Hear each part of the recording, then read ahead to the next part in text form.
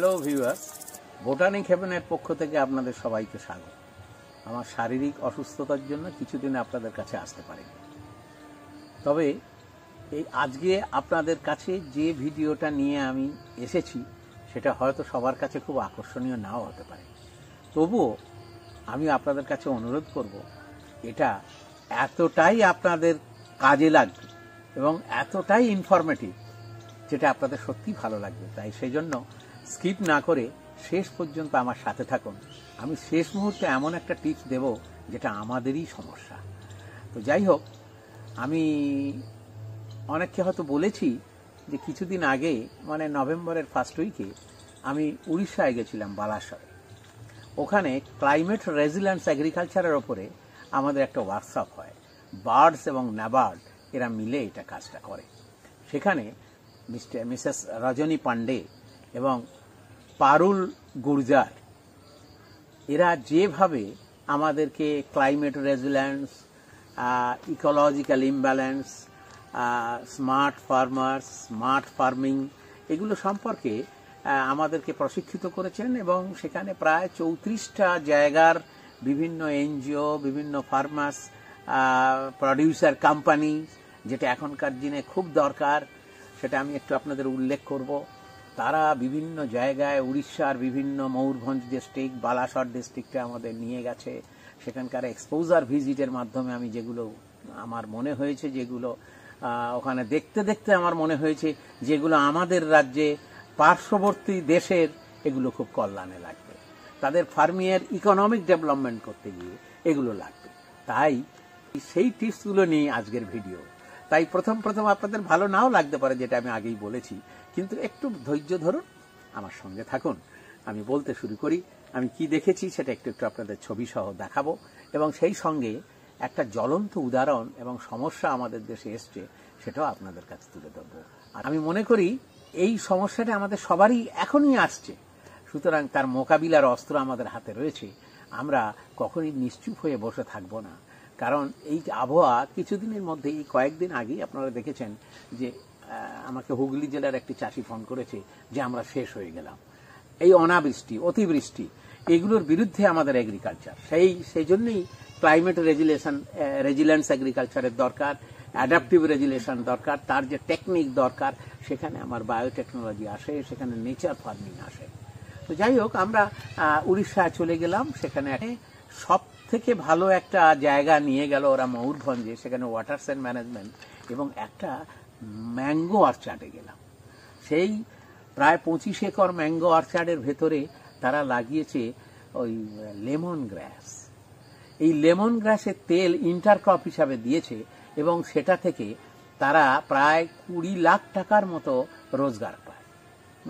তাহলে আপনারা দেখছেন একটা মেন ফসলের সাথে কিভাবে যে একটা অর্চার্ড, একটা আম গাছ, দুটো আম গাছের মাঝখানে যে ফাঁকা জায়গা, সেখানে আপনি তো অন্য লাগাতে পারেন, আমরা সে টেকনিক আপনাদের ভিডিওর মাধ্যমে বলেছি।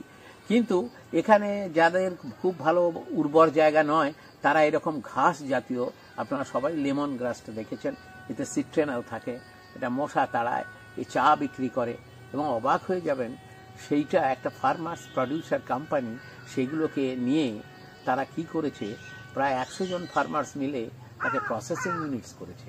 লেমন গ্রাস থেকে তেল বের করছে এবং লেমন গ্রাসের চা তৈরি করে বিক্রি করছে এবং হিউজ অ্যামাউন্ট তারা ভুবনেশ্বরে পাঠাচ্ছে, হায়দ্রাবাদে পাঠাচ্ছে। সুতরাং আমাদের দেশে যে ফার্মার্স প্রডিউসার কোম্পানি গড়ে উঠছে রাজ্যে, তাদেরকে আমি অনুরোধ করব তারা অত্যন্ত ডায়নামিক হয়ে তারা যেন এই ধরনের কাজটা করে।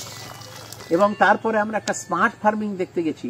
সেখানে দেখলাম যে সোলার দিয়ে তারা কিভাবে মাছ চাষ করছে এবং সেটাও একটা ফার্মার্স প্রডিউসার কোম্পানির সাহায্যে তারা এই এগ্রিকালচার প্রোডাক্টটা নিয়ে যাচ্ছে। স্মার্ট প্রোডাকশন হলো, স্মার্ট ফার্মার্সরা এলো, এইটাই হলো স্মার্ট ফার্মিং। আমি ওদের সঙ্গে যোগাযোগ করেছি এবং ওই প্রজেক্ট দুটো দেখে মনে হয়েছে আমার পশ্চিমবাংলা এবং সন্নিহিত রাজ্যগুলোতে এর একটা ইমেন্স পসিবিলিটি আছে। এরা আপনারা যারা ইউথ, যারা লেখাপড়া জানা মানুষ, যারা চাকরির সন্ধানে ব্যতিব্যস্ত, তারা যদি এই ধরনের ফার্মার্স প্রডিউসার কোম্পানি তৈরি করে নাবার্ডের আর্থিক সাহায্য নিয়ে এগিয়ে যায়, আমরা একটা ড্রাস্টিক কাজ করতে পারি। এবারে আমি বলি, আমরা গেলাম আর একটা ফার্মার্স প্রডিউসার কোম্পানি, তারা 25 লাখ টাকা টার্নওভার দেখিয়েছে। তারা নানা রকম একটা পানের ওপরে পান থেকে তেল বের করছে। ওই যে আমি বলি যে আপনারা যে প্রোডাকশনটা করবেন সেটা ইন্ডাস্ট্রিয়ালাইজেশন করুন, সেটা কারখানায় নিয়ে যাওয়ার চেষ্টা করুন, তাহলে হবে। এখন যাই হোক, এইটা ভাবতে ভাবতে আমি অনেকগুলো জায়গা ওদের পরিদর্শন করেছি, সেখানে অনেকগুলো টিপস নিয়ে আমি এলাম এবং আপনাদেরকেও সেটা আমি বলেছি আমার বিভিন্ন ভিডিওর মাধ্যমে যে কি করে ক্লাইমেটের সঙ্গে আমি যুঝবো, এর সঙ্গে অভিযোজন কি করে করব। তো আমি বাড়িতে এসে দেখি আমার নিজের ফার্মে একটি গাছ, মানে মালয়েশিয়ান গ্রিন কোকোনাটে একটা অদ্ভুত সমস্যা হয়েছে। যে সমস্যার কথা আপনাকে বলতে যাচ্ছিলাম, এই দেখুন, আপনাদের দেখাতে চাইছি। এই একটা কাঁদি, এইরকম 8টা কাঁদি আমাকে ফেলে দিতে হয়েছে। প্রত্যেকটি কাঁদিতে দেখুন গুনে গুনে প্রায় 60টা কোকোনাট আছে, 60টা নারকেল আছে। প্রত্যেকটি নারকেল আস্তে আস্তে শুকিয়ে গেল, নারকেলটা আর হলো না, অর্থাৎ এই ডাবটা আর বড় হলো না। এটা হয়েছে এই ক্লাইমেটের জন্য। এটা হয়েছে দেখুন এখানে কিছু ফাঙ্গাসও লেগে গেছে, তার মানে অত্যন্ত অনিয়মিত বৃষ্টিপাত এবং টেম্পারেচারের জন্য। অনিয়মিত বৃষ্টিপাত এবং টেম্পারেচারের জন্য এই ক্ষতিটা আমাদের নারকেলের ক্ষেত্রে। যারা আমার ভিউয়ার্সরা কমার্শিয়ালি নারকেল বাগান করতে চাইছেন, যাদের নারকেল গাছ আছে, তাদের এই সমস্যা প্রায় থাকে, কিন্তু হতাশ হলে চলবে না। আমরা তাপমাত্রার বিরুদ্ধে কি করে ডুববো, আমরা সেখানে কতগুলো টেকনিক আপনাদেরকে বলবো যে এই ধরনের সমস্যা যখন আসবে তখন আমরা কি করতে পারি। যে একটা নারকেল গাছের এই ধরনের সমস্যা যদি হয় আমি কি করতে পারি। হাই টেম্পারেচার আমরা দুম করে রুখতে পারবো না, কিন্তু তার সঙ্গে যে জিনিসটা আমি প্রথম পিট মেকিং করেছি, সেটা যদি আমার আইডিয়াল পিট মেকিং হয়, তাহলে দেখবেন এই সমস্যা সেই গাছটা রুখে দেবে। আমরা যদি একে পার ডে 50 লিটার জল দিতাম, তাহলে এই ধরনের সমস্যা থেকে অব্যাহতি পাবো।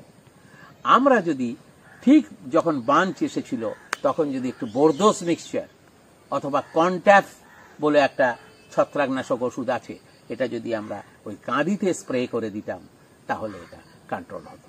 এবং নারকেল গাছের গায়ে যদি আমরা একটা কভার দিয়ে দিই খড়ের বা পাতার, তাও টেম্পারেচার সহনশীল হবে। এবং নারকেল গাছের গোড়াতে যদি মালচিং করি, জৈব আবর্জনা দিয়ে মালচিং করি, তাহলে দেখা যাবে এই সমস্যার সমাধান হবে। তাহলে আমাদেরকে দিতে হবে উপযুক্ত নারিশমেন্ট, মানে পুষ্টি। যেটা বলতে চাইছিলাম যে 50 কেজি গোবর সার বা জৈব সার, 5 কেজি নিমখোল এবং সেই সঙ্গে জীবামৃত স্প্রে যদি করি, তাহলে এই ধরনের সমস্যা থেকে আমরা অব্যাহতি পাব। একটা নারকেল গাছে ধরুন আপনার 60 থেকে 65টা ডাব, এরকম 8টা কাঁদি এবছরই ফেলে দিয়েছি আমরা, তাহলে 8টা থেকে 6 × 8 = 48, 480খানা ডাবের এই গাছে সম্ভাবনা ছিল।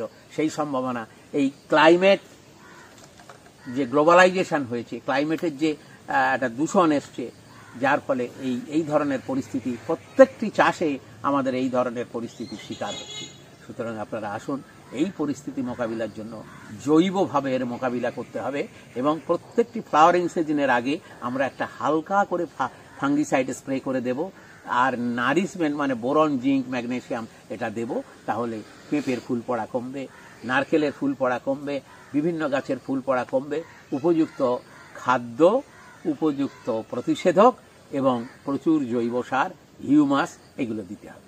আমরা দেখেছি এক্সপেরিমেন্টালি, যদি এখানে নেচার ফার্মিংয়ের আর একটা ফার্মেন্টেড ফ্রুট জুস, অর্থাৎ আম, কলা, পেঁপে, এগুলো যেগুলো পচে যাচ্ছে সেইগুলো নিয়ে আমরা যদি এটাকে ফার্মেন্টেড করে তার জুস বের করি, সেই জুস থেকে যে উপাদানটা আসে, যে এনজাইমটা আসে, সেটা এটা রুখতে পারে।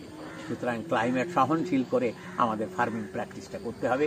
তাই আমার যে প্রশিক্ষণ ছিল তার টিপসটা হলো যে প্রত্যেকটি জায়গায় কি ফিশারি, কি গোটারি, আপনারা নেচারকে অবলম্বন করে নেচার ফার্মিংয়ের দিকে যাবেন, তাহলে নেচার যে ক্ষতিটা আমাদের দিচ্ছে, আপনারা নেচারের অবিকল সেই সাবস্টিটিউট ব্যবস্থাটা যদি রাখেন, তাহলে দেখা যাবে নেচারের যে কোলে যে শিশুটা জন্মেছে, যে গাছ উদ্ভিদটা জন্মেছে, তাকে সেই প্রোটেকশন দেবে।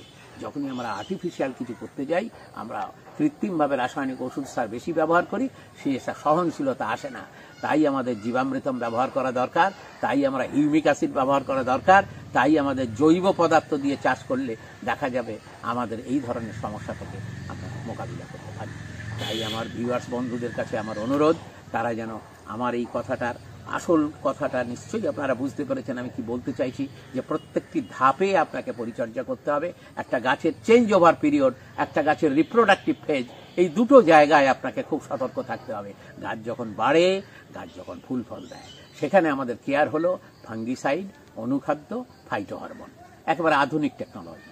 এটা যদি আমরা ব্যবহার করতে পারি, আপনি অনেক জৈব ফাইটোহরমোন পাবেন, সেটাই ব্যবহার করুন। না পেলে আপনি কেমিক্যাল ফাইটোহরমোন দেন, তাহলে এই 300 ডাব আমার নষ্ট হতো, সেটা আর হলো না। আসুন আমরা সবাই এইভাবে স্মার্ট ফার্মিং গড়ে তুলি, পরিবেশ পরিস্থিতির সাথে মোকাবিলা করে যে অ্যাগ্রোটেকনিক আমাদের হাতে আছে সেগুলো ব্যবহার করি। এ ব্যাপারে আপনারা ইউনিভার্সিটিতে বিভিন্ন রিসার্চ সেন্টারের সঙ্গে একটু যোগাযোগ রেখে চাষ করবেন, তাহলে দেখবেন আপনাদের চাষে লস হয় না। ভিডিওটি এখানে শেষ করলাম, আবার পরে আপনাদের কাছে আসছি।